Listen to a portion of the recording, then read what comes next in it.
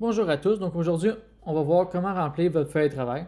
Donc, premièrement, à quoi ça sert une feuille de travail? Ça sert à, d'un, répondre aux questions au client si ça fait un bout. Donc, ça fait un mois puis le client vous rappelle pour une question. La feuille de travail va vous aider beaucoup. S'il y a une plainte après les travaux, les photos peuvent vous protéger contre ça. Et aussi, c'est utile pour nous au bureau de voir que vous faites de la belle job. Donc, si vous ne voyez pas le petit crayon, le feuille de travail apparaître, parce que vous n'avez pas de modèle de feuille de travail sélectionné.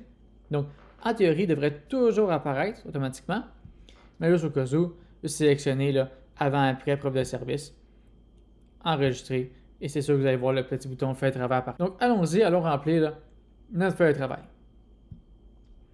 Donc, il faut une description des travaux, des photos avant, des photos après, et s'il y a des petits commentaires, là, laissez des petits commentaires.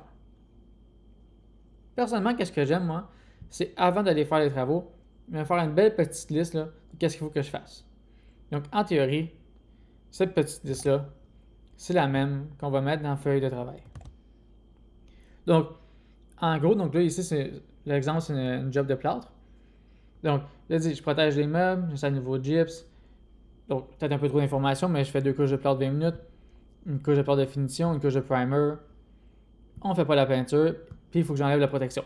Donc, ça, même si dans 2 mois, le client me pose une question, je peux lui dire oui, j'ai bien fait une couche de primer. Oui, je me suis noté, j'ai enlevé la protection, etc. Non, c'est pas moi qui ai fait la peinture. Donc, comme ça, on peut tout répondre aux questions et en même temps, ça nous protège d'avoir une belle liste de ce qu'on a fait. Après ça, il nous faut les photos. Donc, ici, j'ai pris des vieilles photos là, de job. Donc, c'est pas parfait. Vous allez voir, ça remplit quand même les critères. Donc, allons-y. Donc, les photos avant. On va se trouver la bonne photo. OK. Donc, c'est la photo avant. Donc, on l'insère. C'est parfait. Deuxième photo. Donc, deuxième photo, ici, l'exemple, il est parfait. Donc, on voit ici que la job est toujours pas faite. Donc, c'est de notre angle. Mais on voit que tout est protégé. Donc, ça montre au client comme quoi, regardez, voici la preuve, tout est bien protégé. Donc, on va mettre ça comme deuxième photo avant. Donc, le fait que tout soit protégé, c'est vraiment parfait.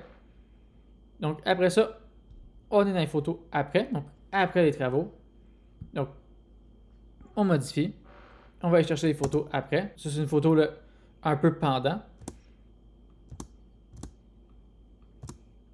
Et c'est vraiment une photo après. Donc, évidemment, on voit ici que la peinture n'est pas faite sur ce primer, exactement comme le client a demandé. Et on peut voir que la protection a été enlevée. Donc, c'est vraiment après. Donc, dans le meilleur des mondes, on aurait 2 photos de la job complètement terminée, juste de 2 angles différents. Donc, peut-être de l'autre angle de la pièce pour voir que vraiment toutes les protections ont été enlevées. Mais, donc, ça, c'est quand même pas pire. Donc, ça fait aussi une photo là, qui montre au client qu'est-ce qu'on faisait pendant. La description est faite. Nos photos sont là. On enregistre. Une fois que c'est enregistré, là, on va retourner à notre tâche. Et on va voir là, que notre fiche de travail est terminée, notre feuille de travail. Donc, feuille de travail complétée. C'est tout. Donc, c'est très simple. Pas super compliqué. Donc, évidemment, là, si ça serait une vraie job, on aurait lancé notre timer, on serait prêt à l'arrêter. On pourrait marquer notre tâche comme fait. Donc, si vous avez plusieurs tâches pour la même job, donc pour le même bon de commande, vous avez plusieurs tâches. Donc, évidemment, ici, j'aurais eu 2 tâches pour faire ce travail-là. J'aurais pas eu besoin de remplir 2 feuilles de travail. Ça n'aurait pas été utile. Mais, par exemple, si vous faites des très gros travaux, donc par exemple, là, pour suivre l'exemple, c'est un travail de plâtre, vous refaites un plafond. Ça dure sur 2 semaines.